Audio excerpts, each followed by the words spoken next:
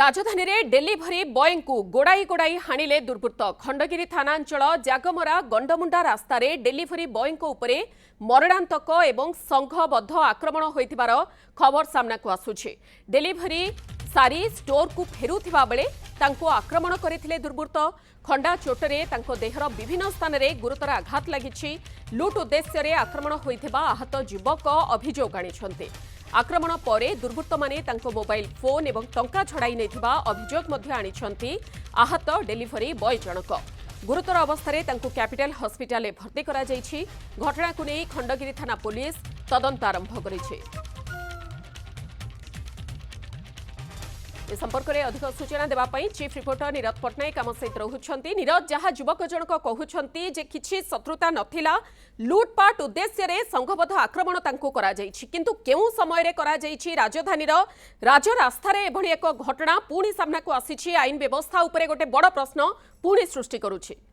देखो खंडगिरी थाना अंतर्गत जो रही जागमरा रास्ता दे जो रास्ता जाइछि एयरफील्ड थाना पर्यंत बाहरी रास्ता आज गतकाली राति रे गंडमुंडा छक जो रही गंडमुंडा छकरू टिके जो रही महाकालेश्वर मंदिर तारी सामना रे रास्ता उपरे जो डेलीवरी बॉय डेलीवरी दे घर को फेरुला एवं तार जो अच्छी जो जगार डेलीवरी बॉय माने आसी अपेक्षा करती गोटे होटेल सामने से फेरुला सेते बेले किसी युवक आक्रमण करथिले एवं आक्रमण करी तांका निकटरू खाइबा चढ़ई नहीं पकेट रे थिबा पैसा चढ़ई नहीं मोबाइल टी मध्य नहीं जाइथिले एवं ताको आक्रमण करथिले गोड़ी गोड़ी से विरोध करथिले बाइक को खंडारे आक्रमण करथिले बाइक भांगी जाइछि एवं ताको मध्य गोड़ई के आनिथिले जा फल से घटनास्थल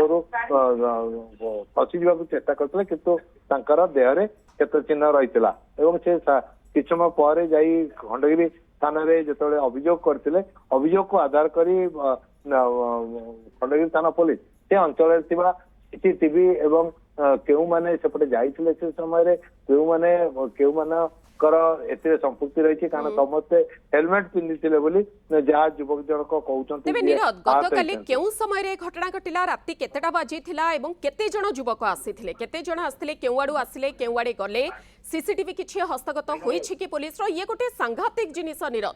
साधा जदि एभଳି स्थिति उपजे राजधानी राजरास्ता रे जे लूटपाट करिबा पई एभଳି अवस्था रे लोके आसिकी लूटपाट करिवे, जनसाधारणक पई ये गोटे बड़ भयभीत अवस्था सृष्टि करिवो। निश्चित भाव आप देखु राजधानी रे जो अनेक समय पीसीआर बैग रास्ता उपरे संध्या पर बुलुची एवं ए घटना राति 11 ରୁ 12 भितर घटी बोली जहाँ से रास्ता रे जना पड़ी एवं जो युवक मैंने आसीथिले से माने दुईटी बाइक रे आसीथिले दुईटी बाइक रे आसी माने आक्रमण करथिले बोली जहाँ सूचना मिली।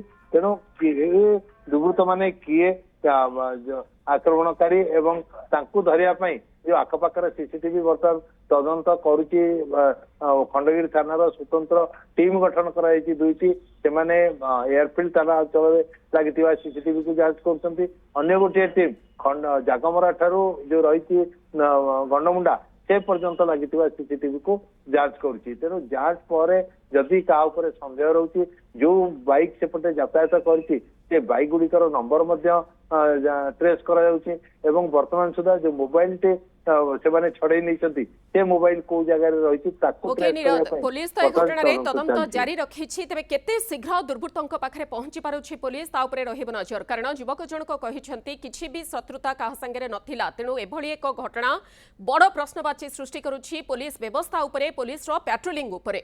खबर पर नजर रखंतु नीरज, परवर्ती समय अपडेट नेबो ए बाबद रे। बहुत बहुत धन्यवाद नीरज पट्टनायक, चीफ रिपोर्टर आम सहित रहिथिले जे संपर्क रे अधिक सूचना रखुथिले।